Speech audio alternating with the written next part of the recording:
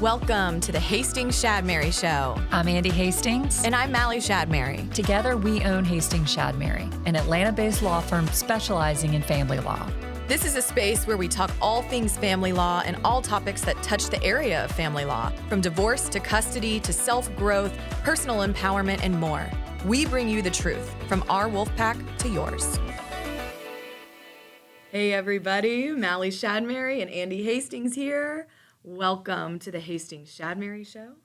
We have such a fun episode today.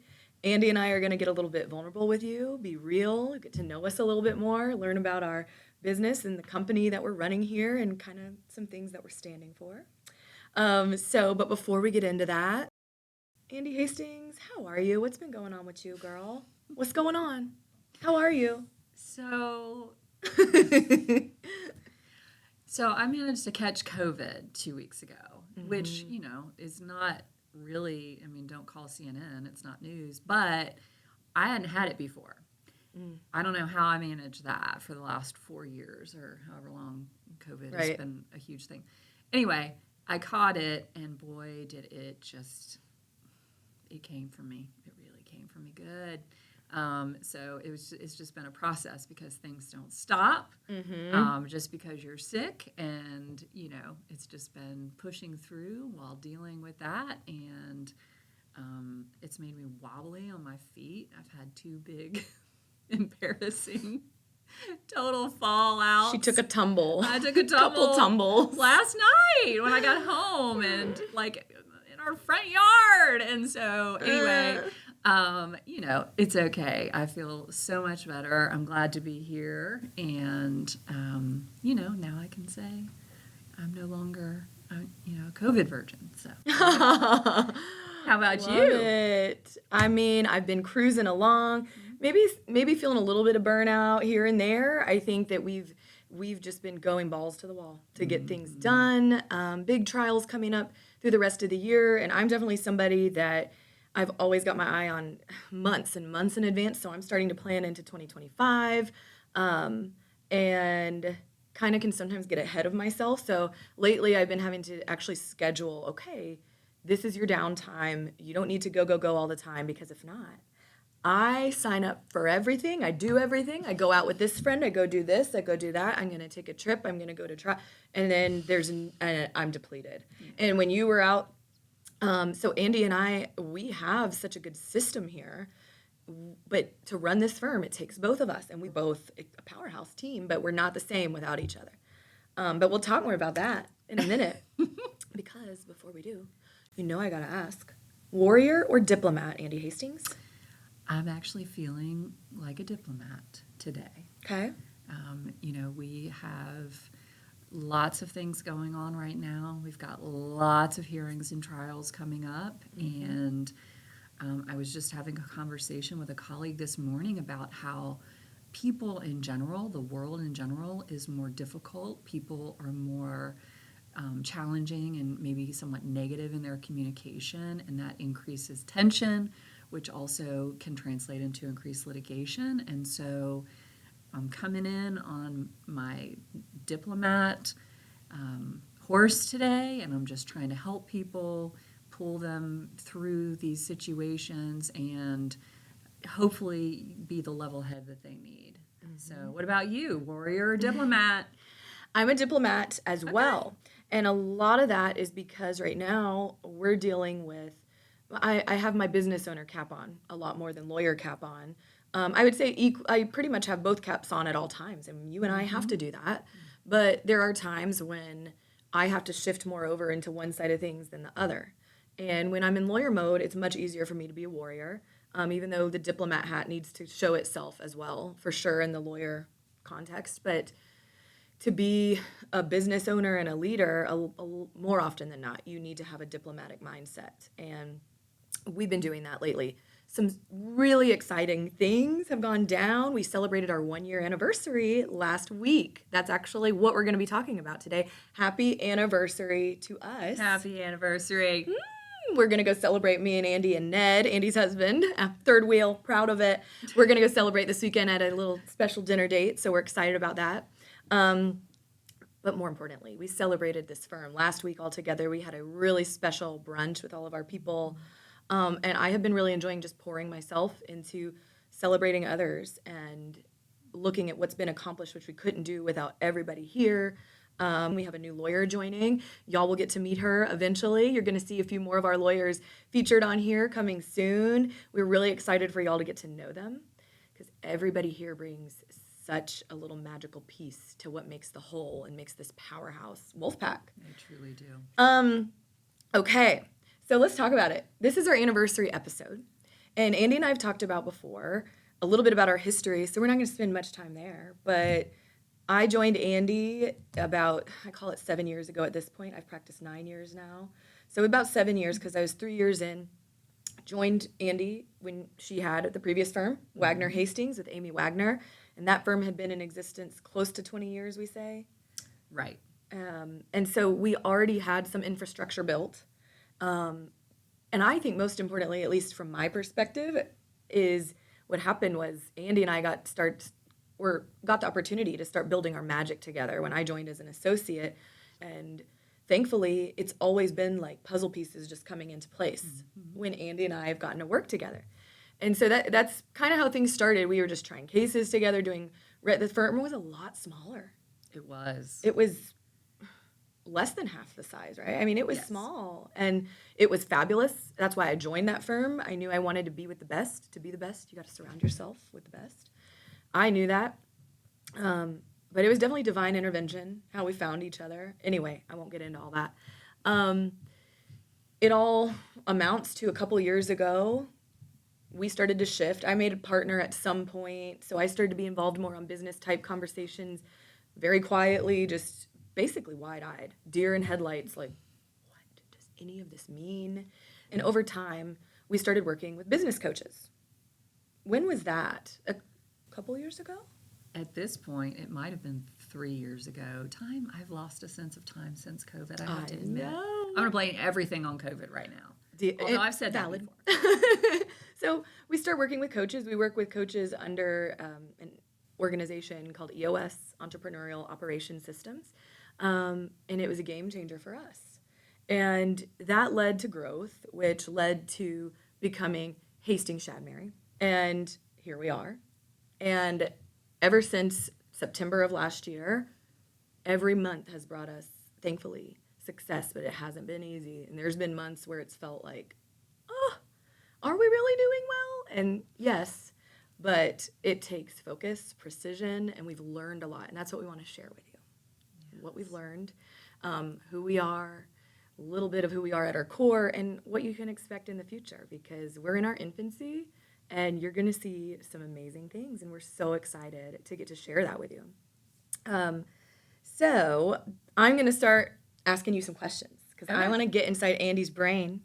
Tell us, and this is kind of a hard question, what has been the hardest part of this journey for you since we started Hastings Shadmehry? Well, I would say the hardest part, and it kind of even predates starting Hastings Shadmehry. I think it has to do with being a business owner and the business that has evolved into Hastings Shadmehry. For me, I have a tendency to feel like I need to do all the things. And I need to be responsible. I need to make sure things are happening, and learning over the years how to really focus myself and my energies and my talents on like kind of staying in my lane has definitely been a challenge. And I'll say that one of the hard things when Amy Wagner left, who's wonderful, was that I didn't know, even though I have a tendency to do all the things, I didn't know. I think we didn't know. We felt like we needed another person in order to run the business. Yes. That's such a good point. We felt like we needed a third partner, a lawyer partner, to help run this business. Yeah. And I won't lie, one of my biggest insecurities around those times too was my age and my lack of experience in running a business. And so I think I bought into that because it was. But I making me did insecure. too. And I've been doing this what feels like a dog's age. And so at what point did we figure out, oh, we don't need a third partner, me and you got this? how did we figure that out? It was just a process, I think, of um, the growth. I think that doing the EOS, which you talked about, and figuring out what our responsibilities are, and it's still a challenge because you have to wear different hats, and we really have to be here for our people and our clients. And then for me, I'm then often not there for myself. I put myself at the back of that, and so it's just a constant opportunity for growth and realizing, okay, we can do this. And I think it was at some point last year that it occurred to me that it's not necessarily that we need 3 lawyer partners, and it's not that we're close to that in the future. It was that we needed to bring in people who could help carry some of that load, regardless of whether or not they were a partner.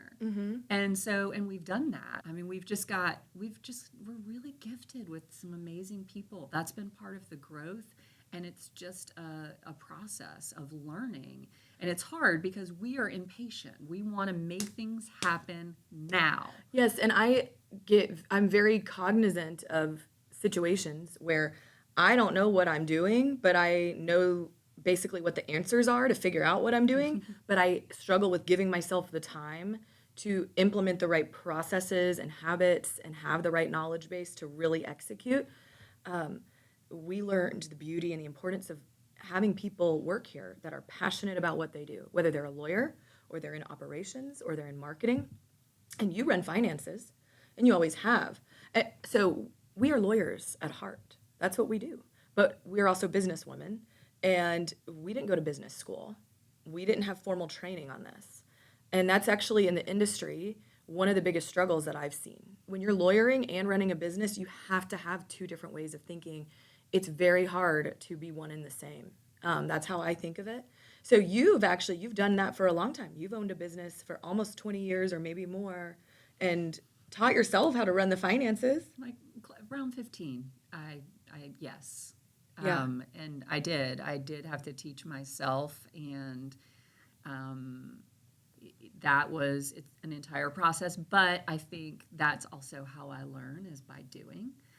Yes. Which that is me making my path harder than maybe it would have otherwise been. But at the end of the day, I think it serves us well. And that's the hard part. You never really stop. You never stand still. Right. We're always changing, and you keep thinking, okay, now we got it. No, there's always change, and change is good, but it can be hard because sometimes we want to just stand still, but that's just not how it works. No, I think that a certain type of person, and we are these type of people, we're always going to be in a state of evolution. We are always ticking and growing, and I think that's been a beautiful thing to get to do together.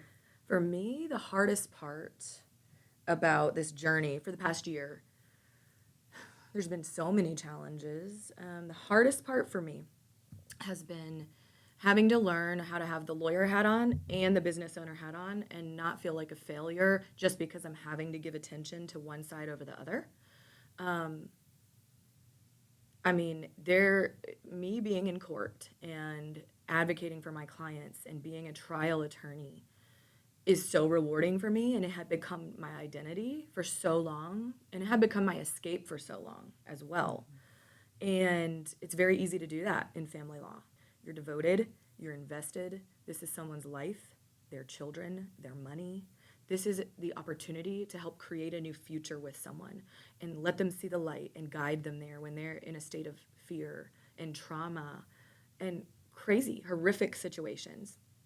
So a family law attorney is going to be different than other types of attorneys, at least a good one, because we do have to have some form of emotional intelligence and be a vessel for absorbing what's going on with our clients and being the leader for them to get them to a conclusion responsibly, and yes, be a fighter for them in those moments where you need to be in the courtroom and all of that. It becomes who you are, or it can. Well, it was like breaking. You're gonna remember this. What it felt like to me was like I was the wild horse, and all of our leadership team had to break the wild horse from some of those habits, and it was painful. tough conversations, you could almost tangibly see me figure out, oh, I'm not that person. I can't be that person anymore where I'm just trial, trial, trial. I have to see the world in a lot more different ways now. And I became depressed for a little while, literally pitching a fit, basically, internally and externally, but a lot going on in my head, a lot of therapy done. We work with a business therapist, and that's helpful, but definitely personal therapy too, for me to just accept, like, evolution can be scary, it can be hard. Changes for somebody that has been stuck in their ways for a long time, it is painful and scary. And I really struggled with that. And finally have started to hit my stride, I think, on okay, some days you're more business lady, some days you're just a lawyer, that's okay. All the time I'm both, and all the time I'm Mali. And you've got to strike that balance. So that's been the hardest part for me, is just I'm not a lawyer only anymore.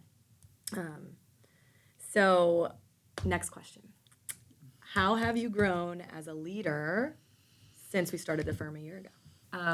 I think that my evolution as a leader, and I would say probably yours too, has been going on for longer than the last year.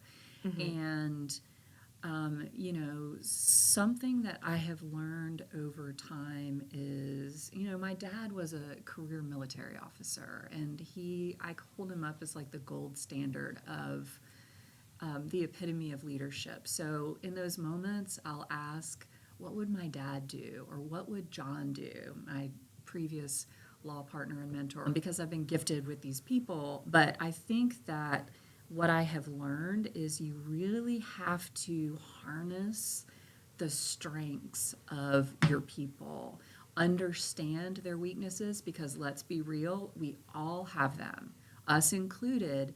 And the way that we do it is to lift people up and really understand where do they feel most confident, where are they strongest, where is a weakness, is there something we can do to help them with that. And it used to be when I was younger that I just was like, I was expected to just push through whatever. And so I think I did that as a leader too. And I was like, you just have to push through. And over time, I've just come to learn that we are all just humans. And I know this is obvious, and I feel like I should have known it before, but living it, knowing it in your head and living it are two different things. And understanding we're all just humans. We've got a group of people here who are just trying their hardest to do a great job. And so in those moments when if something goes sideways, you have to remember you've just got people that are doing the best they can, and you figure things out and you move forward. And it's like family. We are like family. We spend a lot of time together. We have good moments, bad moments, and we have to give each other grace. And for me, that whole process of understanding that we're all just more complicated than you might think, and that is the richness that forms our team, but it also creates the challenges, especially for us as leaders, to manage all those differences. And so that's been my process. And so it's before the last year, definitely in the last year. Yep, And I've seen you evolve definitely over the years. what about you? Similar. I think that I really learned that a leader, they're going to lead by example. I mean, that's an obvious statement, but I started to really feel it. Even just the slightest adjustment to my attitude for the day can impact every single person around me, and that's powerful and beautiful. That, and also learning that the only way to reach your fullest potential as a leader is by taking care of yourself first. And I've noticed, for instance, about myself, if I am spread too thin, which is a lot of the time, I start to feel a certain way mentally. I start to have physical manifestations of stress that, since I'm more in touch with myself now, I don't just ignore them. I can feel it. I don't communicate as well. I'm not as tactful, and I might not lead as much from kindness. I lead maybe from stress and anxiety. So what's going on inside of a leader is going to resonate. It's going to come out. You can try as hard as you want to suck it down and tough it out. And yes, you got to do that sometimes. But to do it long term, or make it regular, or make it the norm, that's a recipe for disaster. you really are going to attract for your business or your team or whatever it is, your relationship, what you put out. So if you are not whole at the center, if you're not centered, for me, it's if I'm not rested. I need a lot of alone time. I can be a bit of a lone wolf. And part of that I've learned is because when I'm present with you, I'm so present. I'm so invested. I'm your biggest cheerleader. I'm your protector. Andy's the same way. So that's one of my biggest things is learning how powerful it has been to heal myself. There have been lifelong wounds I've carried that I didn't heal until this experience in the past year, more so than other years, figure it out because it has helped me diagnose how I can communicate better. And when I'm in periods of stress, what I've learned about myself, for example, is I make negative assumptions about people, even the people I love and trust. That's part of my defense mechanisms or whatever's going on when I'm stressed. And as a leader, I think you have to lead from kindness. That's one of our ideals that we focus on a lot together. It's how we want to raise our lawyers and our people here that we get to love and support. And you just can't do that if you're hurting on the inside and you're not able to give yourself fully. Basically, if you're centered and people are making mistakes and they need you, that's why you're there. We're here to help problem solve and help everybody level up, including our clients, everybody, and our lawyers, our staff. And so when somebody's having an off day, which with a lot of people in our office, that's going to happen. I now have the confidence in everyone in this team to know, no, so-and-so would never come in here with negative intentions. Something must really be off. Let me give her more love. Hey, what's going on? This isn't like you. Talk to me. I think that I struggle a lot in my life with that before, like people assuming because I can be abrasive that I'm just abrasive instead of asking me, hey, this something seems off with you. What's wrong? So very subtle shifts in habits for leaders, taking care of themselves can help with that mindset to provide the support to people that they really need. It is crazy to me that I never knew that about myself until I was 35 years old. Well, and I want you do not give yourself enough credit because what you just described, that's humans. It's leadership, but it's humans. We all, when we're in challenging emotional situations, sometimes go to that place of making negative assumptions. Mm-hmm. And I'm sure everybody watching this can think of examples where they do that, but it's a work in progress, and you are a masterpiece. Thanks, Andy. Okay, couple more questions. Give us your biggest tip for anyone starting a business. So I'm going to say something that Amy Wagner said to me when I took the leap, and because I'm risk averse, which is tough. If you're going to start a business, you got to embrace a little bit of risk behavior because you have to have trust, and that's it. That's fundamentally it.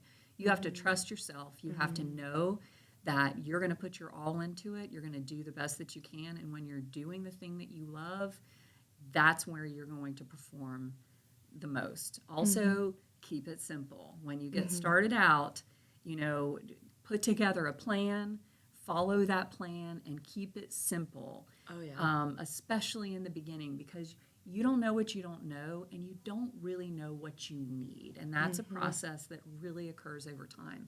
But that, and just trust yourself, trust who you are as a person and your abilities, and it will take you a long way. I love that. What about you? You got to be steady.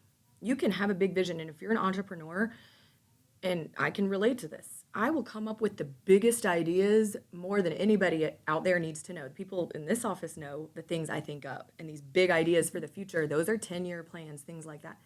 And I'm hungry for it. And I know you are too, if you're relating to this at all. And it's easy to get impatient. But it's just like in fitness. You've got to do the small things every day. Every day, just come back to the table and do the things. It might feel monotonous, but it's that everyday dedication, balanced approach. You're going to have periods of burnout. That's okay. But if you have been going consistently with the things you've created and you're slowly tweaking habits and routines over time for your business, tweaking approaches, things like that, it's much more manageable long term. You've got to be present. One of the biggest things I think that I hear in these types of conversations and I've seen is like when you experience a little success, you just step away and you think you can live this lifestyle of, oh, my business is thriving, I can take more vacations or whatever it is. Take care of yourself, enjoy your life. But no, do not adopt that mentality. Your mentality needs to be, I've got to keep going. Don't take that for granted. Do not get too comfortable.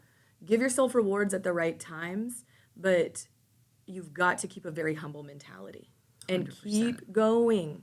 If you've got a failure of a month or whatever's happening, it's okay. Go back, keep moving, keep doing the steps. You will get there. That's number one. And number two is don't get intimidated by the idea that your job becomes as a business owner. There's always going to be a problem.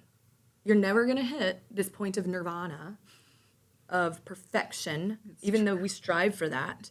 And there are elements of this business that perfection is not an option, it's a requirement. That would be going to court. Someone's life is in our hands. No, there's perfection in components of this firm, but as a grand scheme, your job as an entrepreneur is to learn to anticipate what problems are coming before the problems have really hit hard. You got to have intuition.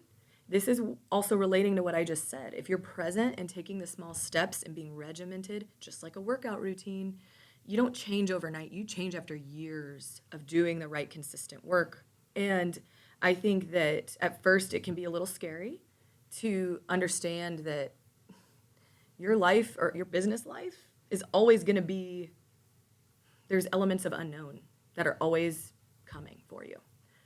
Somebody can resign. You might have to let go of someone. Who knows? Just anything. I don't even know, like different examples, because we face them all day, every day.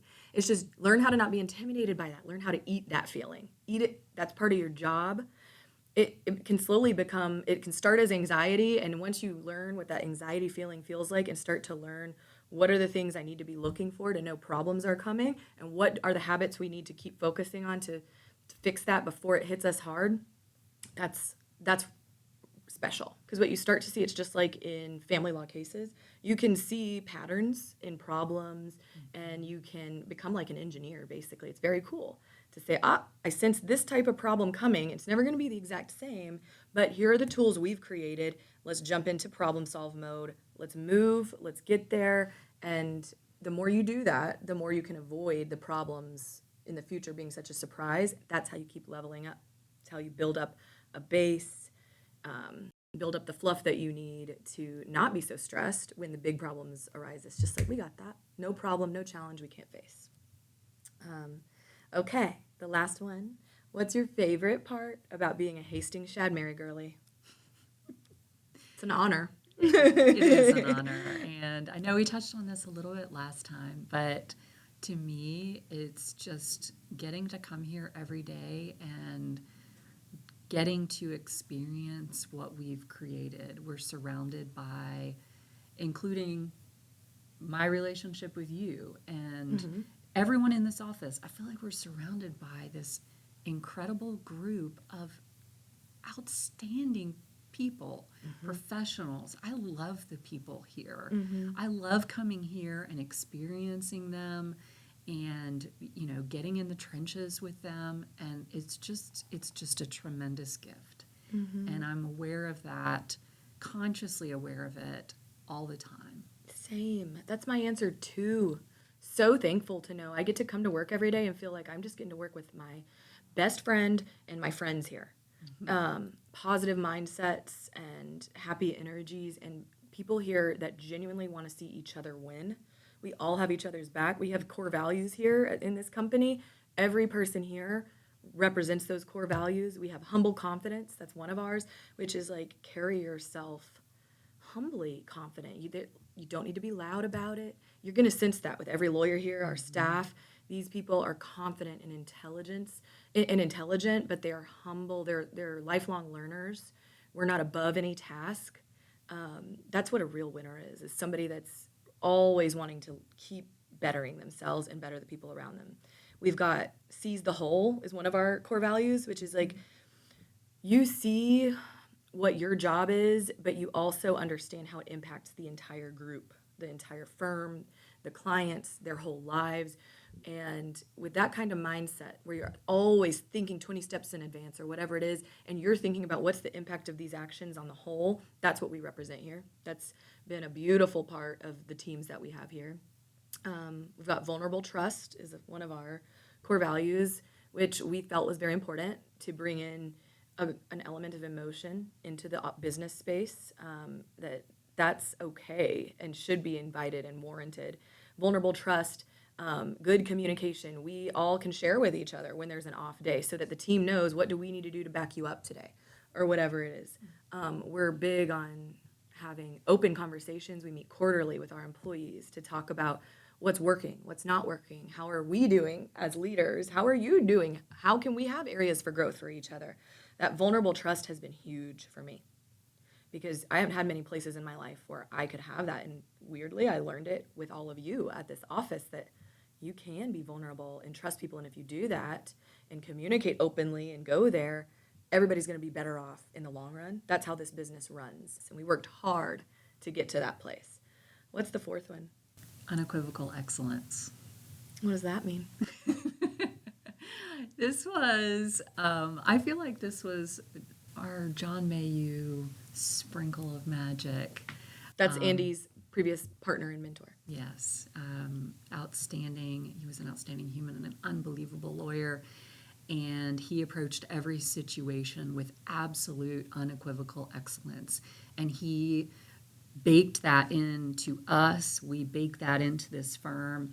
You go into every situation putting everything into it. Mm-hmm. You don't half-ass things, obviously, and you're just constantly striving to be excellent. It's never an idea, well, I'm going to do enough just to get by on this situation. That's not how we operate. Totally, and it's in obvious ways, trials. Any way we manage a case, we strive for perfection, unequivocal excellence.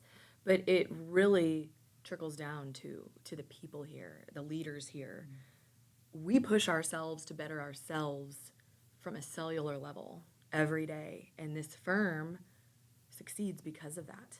Because the firm follows what the people in the firm are doing for themselves, literally at a cellular level on. So we're taking care of ourselves, mind, body, and spirit. We promote that with the people here, and we're constantly looking at ways to keep leveling up all together. So it's unequivocal excellence within the self. Lawyers are leaders in society. They need to be balanced, and that's something we strive to work on every day. And then, of course, in our work product. So yeah, that's our topic for today. Thank you guys so much for joining us. Please follow us. We're on, the show is on YouTube, Spotify, Apple. Give us a follow, give us a like, give us all the big 5-star everything, please. Follow us on Instagram and Facebook at Hastings Shadmehry. And definitely come find me and Andee. We're both on Facebook and Instagram. We would love to connect with you. We'd love to hear your stories. Message us. Don't hesitate. Look at our website. We're here. And we're so excited to show you what's going to come in the next year. We've got exciting things in the mix. New people you're going to meet soon. And we'll see you next time. See you next time. The Hastings Shadmehry Show is a production of Hastings Shadmehry Family Law and 1066 Productions. Produced by Ned Hastings and Kendall Walker and edited by Ned Hastings.